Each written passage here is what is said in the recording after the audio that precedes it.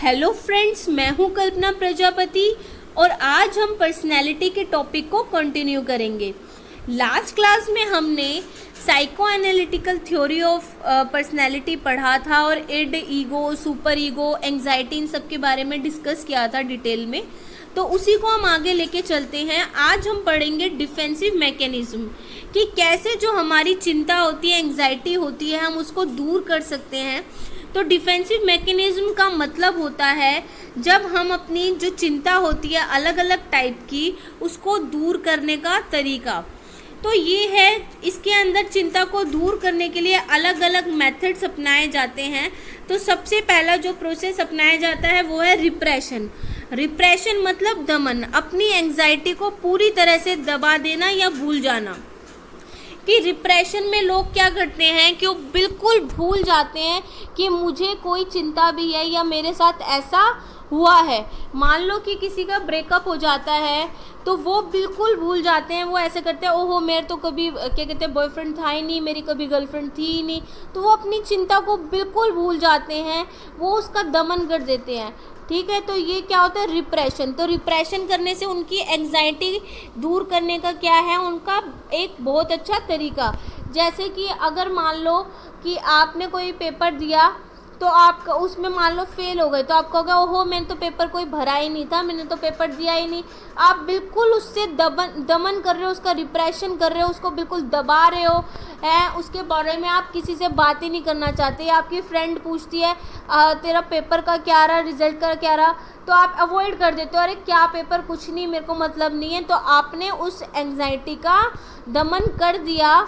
तो आपने इससे जो आपकी जो चिंता से छुटकारा कैसे पाया, आपने रिप्रेशन। रिप्रेशन मतलब दमन के तरीके से।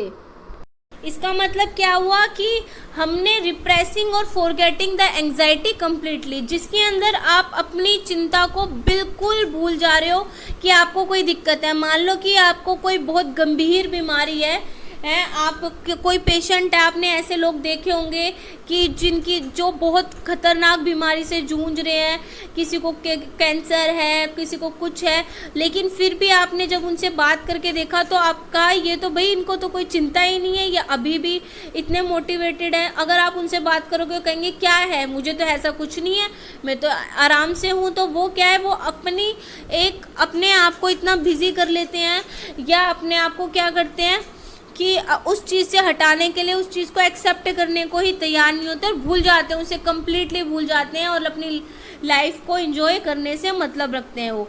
अब है रिग्रेशन। रिग्रेशन होता है कि अगर आपको लगता है कि आपसे कुछ गलत हो जाएगा, कोई एंग्जाइटी हो जाएगी, अगर आपका कोई काम नहीं हुआ तो पहले ही आप उस काम की तैयारी करो। मान लो आपको पता है कि आपका पेपर है, वैकेंसी बहुत कम है, तो कहीं आप फेल ना हो जाओ, आपको इस बात का डर है।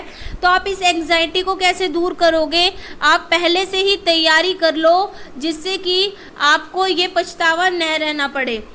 जैसे आपको लगता है कि आपका घर गिरने वाला है, कहीं ये छत मेरे सर पे ना गिर जाए, किसी का मर्डर ना हो जाए, कि एक्सीडेंटल डेथ ना हो जाए। तो अब ये क्या हो जाएगा, अगर आपको ऐसा लगता है कि आपका छत गिरने वाले है, लंटर गिरने वाला आपके सर पे, कोई हादसा हो सकता है, तो आप पहले क्या करो, उस छत को तुड़वा के पक्का करा लो, बाद में पछतावा करने से अच्छा। तो इसमें क्या होता है, हम अपनी एंग्जाइटी को दूर करते हैं रिग्रेशन के मेथड से।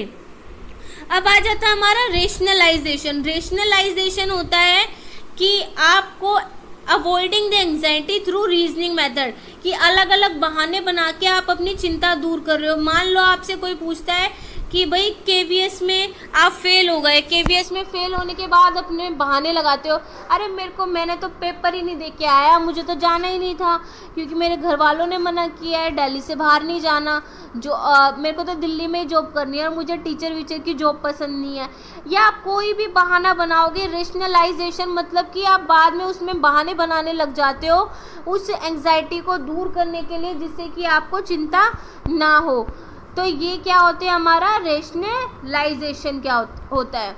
अब है हमारा डिस्प्लेसमेंट। डिस्प्लेसमेंट क्या होता है, इसके अंदर changing the form of anxiety कि आप अपनी चिंता की फॉर्म बदल देते हो। जैसे कि मान लो एक हस्बैंड है और उसके बॉस ने उसको बहुत ज़्यादा डांटा, तो वो आके क्या करता है, अपने बच्चों को पीटने लगता है, अपनी बीवी को पीटने लगता है, तो अपने रिश्तेदारों से लड़ता है, अपने पड़ोसियों से लड़ने लगता है।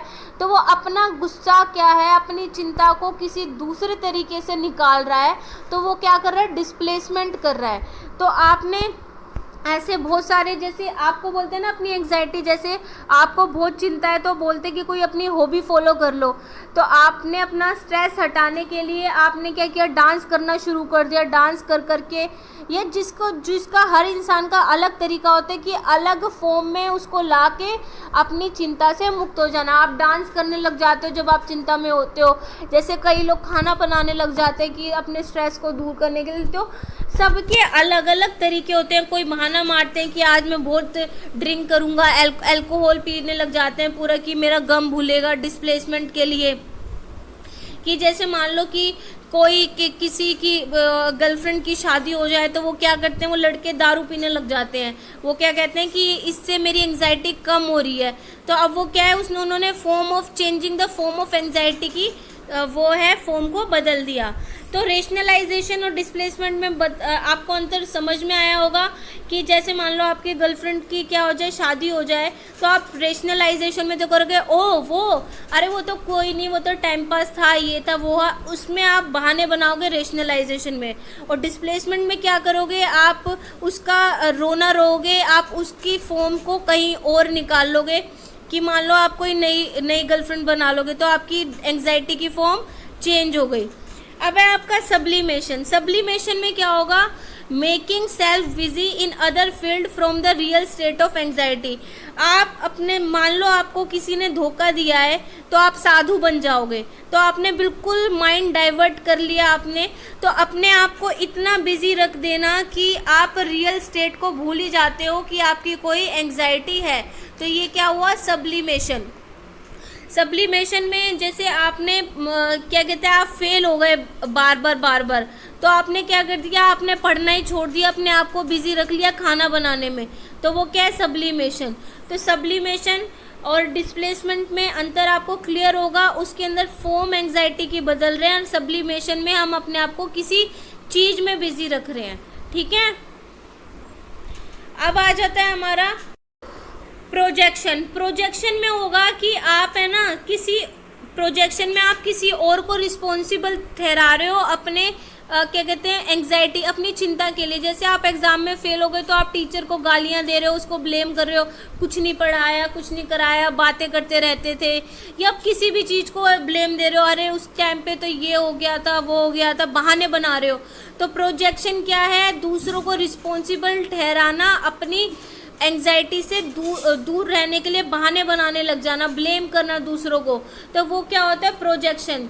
जैसे कि आपने नाम लिया कि आप किस में सीटेट में फेल हो गए हैं, तो आपने कहा अच्छा सीटेट में फेल हो गया, अरे सीटेट में, अरे टीचर ने कहाँ पढ़ाया था, कुछ नहीं पढ़ाया, उस मैडम ने तो मेरा वो आंसर शीट छीन ली थी, या कोई भी बहाने बनाने आप लग जाते हो, तो वो क्या होता है, प्रोजेक्शन। और डिनायल का मतलब होता है कि मना कर देना।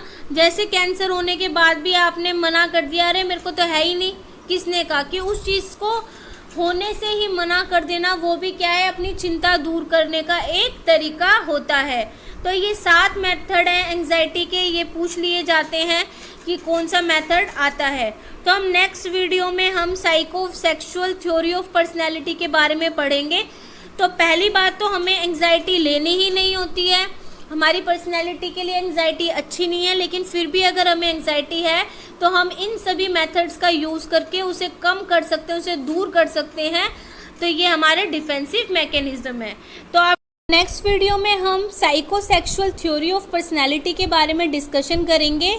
तो मिलते हैं आपसे नेक्स्ट वीडियो में। Till then good bye. Video को शेयर कीजिए और चैनल को सब्सक्राइब करना ना भूलें।